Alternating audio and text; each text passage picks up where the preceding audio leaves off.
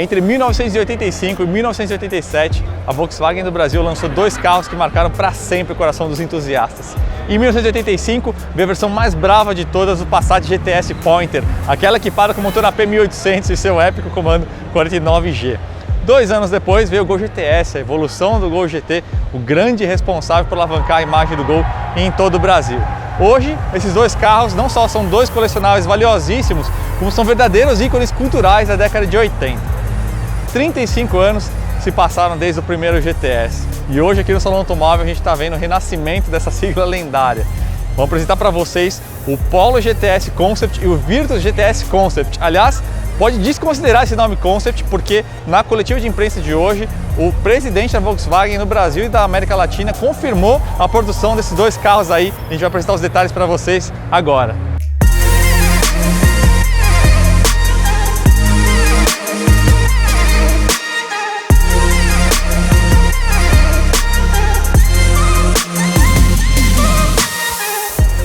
Antes da gente falar da parte visual, vamos falar sobre as entranhas do GTS. Existem algumas informações que já são oficiais e algumas a gente consegue deduzir observando com bastante carinho o carro. A informação oficial mais importante é o que a gente tem embaixo do capô, motor EA211, famoso 1.4 TSI.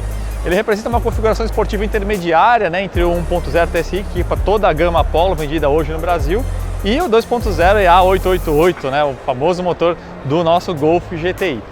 Lembrando que esse carro aqui, grosso modo, pesa aí mais ou menos 100 kg a menos do que o Golf, se a gente traçar um paralelo das mesmas configurações de motor e transmissão. Então, esse carro com um motor 1.4 com certeza vai ser um rojãozinho, até porque se você já testou o Golf 1.4, você sabe muito bem o potencial que esse carro tem, um carro bastante divertido. Esse motor EA211 é extremamente moderno. A gente tem aqui um bloco cabeçote de alumínio, injeção direta, turbina de duplo fluxo, a gente tem coletor de escape integrado ao cabeçote com enchimento mais rápido do cilindro. Falando em cabeçote, a gente tem um sistema de arrefecimento independente para melhor controle de temperatura, então o cabeçote e o bloco trabalham em circuitos independentes. A gente tem um trocador de calor, ar, água dentro do modo de admissão e a cerejinha do bolo, a gente tem um sistema de leitura do tipo de combustível, a porcentagem de etanol e até a temperatura ele consegue aferir por condutividade elétrica antes de acontecer a queima. Isso permite mapeamentos e mudanças de rotina da ECU com muito mais arrojo, muito mais possibilidades e agilidade do que sistema tradicional que só trabalha com sonda lambda, que só trabalha com a leitura do que aconteceu depois da queima. Considerando aí mais ou menos peso e potência desse carro, a gente pode estimar um 0 a 100 mais ou menos na casa de 8 segundos, seguramente a máxima acima dos 200 km por hora. E na parte de transmissão a gente tem aqui um câmbio automático 6 marchas da Izinho, DQ250, fica aquela torcida por um câmbio manual, a gente ainda não sabe. E a gente tem também o sistema de diferencial eletrônico XDS Plus, que ele ajuda tanto na atitude de guinada no momento de entrada de curva, como no momento que você busca o acelerador na série de curva, ele vai pinçar a roda interna à curva para transferir automaticamente torque para a roda externa e isso causa um torque de rotação que ajuda o carro não só a tracionar melhor na série de curva, como também a entrar e a sair melhor das próprias curvas. Bom, falando sobre conjunto dinâmico, a gente não tem nenhuma informação oficial sobre suspensão e freios, mas observando com carinho, como eu falei no começo do vídeo, a gente consegue chegar a algumas conclusões. Por exemplo, lá fora o Polo GTI ele é 15 mm mais baixo do que o Polo de produção convencional e olhando esse carro aqui fica bem claro que ele é mais baixo do que o nosso Polo. Então a gente já sabe que ele é mais baixo e isso necessariamente significa que ele tem cargas maiores de suspensão, de amortecedor de molas, mas a gente não sabe exatamente o quanto. Mas fica bem claro que a Volkswagen investiu tempo aqui, então não foi só um swap de motor, não botaram só um motor 1.4 ali e se vira com a dinâmica original. Os caras investiram tempo aqui e é provavelmente nessa parte de acerto fino de tocada é que o GTS vai mostrar ao que veio. Aqui embaixo a gente tem as rodas 18x7,5 do Polo GTI, que vendido lá fora, famosas Breccia. Atrás das rodas a gente consegue ver o sistema de freios. Extremamente provável que a gente está falando de um sistema todo redimensionado, até porque a gente tem um motor de maior potência aqui, Falando no Golf GTI, como a gente falou no começo do vídeo, a gente tem uma diferença de massa aí de mais ou menos 100 kg, grosso modo, mas tem um outro ponto fundamental na parte dinâmica, que é a diferença dimensional. A gente tem mais ou menos 20 centímetros a menos de comprimento do Polo em relação ao Golf, e a gente tem uma diferença de 7,3 centímetros de entre-eixos. E o que isso quer dizer? Isso resulta em uma menor inércia polar. O carro muda de direção com mais facilidade, então para trechos sinuosos, esse carro deve dar bastante trabalho até para o irmão mais velho, o Golf GTI, que lógico permanece como o rei da cadeia alimentar dos hatches da Volkswagen, mas essa menor inércia polar, essa carroceria menor, com entre-eixos mais curtos, com certeza vai resultar num conjunto extremamente divertido.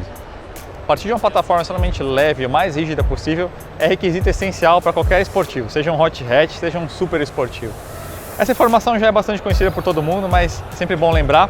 O Polo usa a plataforma MQB, que é reconhecida internacionalmente justamente por essas duas características. A gente tem uma massiva presença de aços de ultra alta resistência no monobloco, mais ou menos 50% se a gente considerar aços de alta resistência também.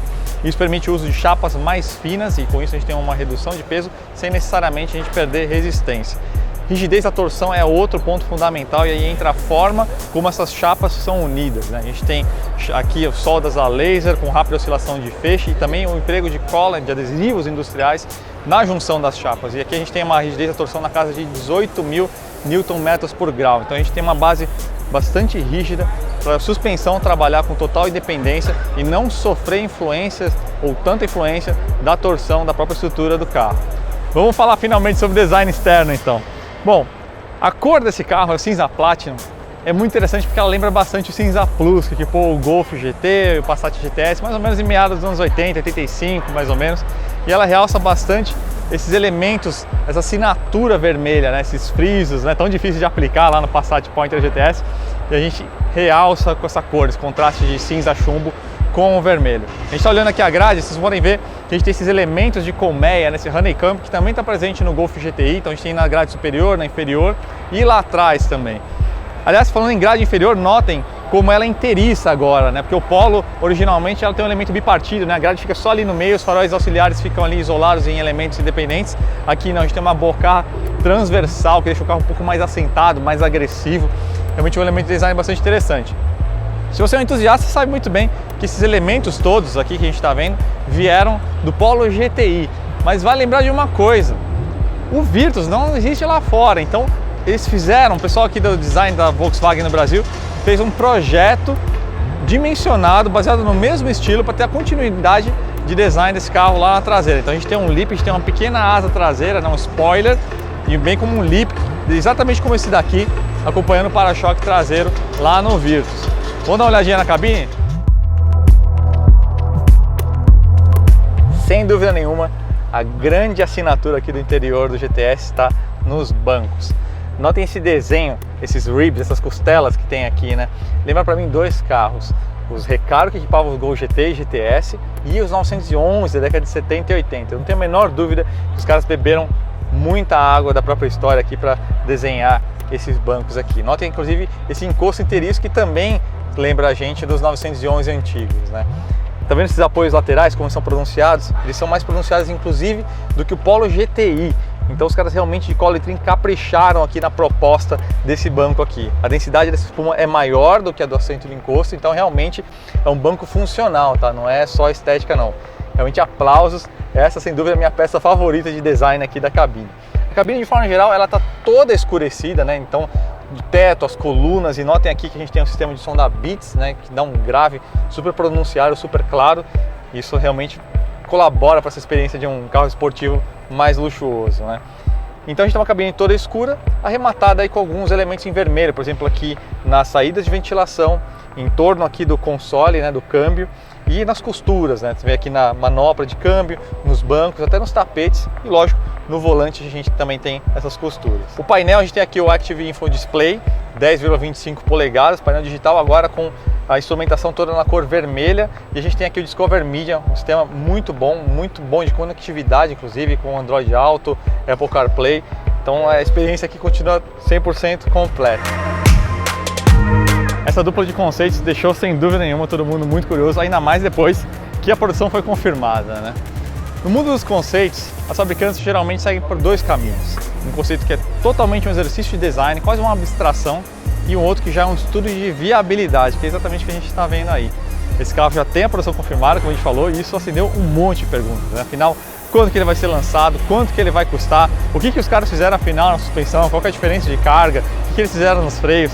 Tudo isso está deixando a gente bastante empolgado para experimentar esse carro aí na pista. Uma coisa eu tenho certeza, foi muito bacana a Volkswagen ter trazido de volta essa sigla GTS, né? Tão presente aí no coração dos entusiastas, fãs dos anos 80. E essa ponte histórica entre o que acontecia em meados dos anos 80 e agora em 2018 ou em 2019, sem dúvida nenhuma, é um legado que merece ser continuado por muitos anos.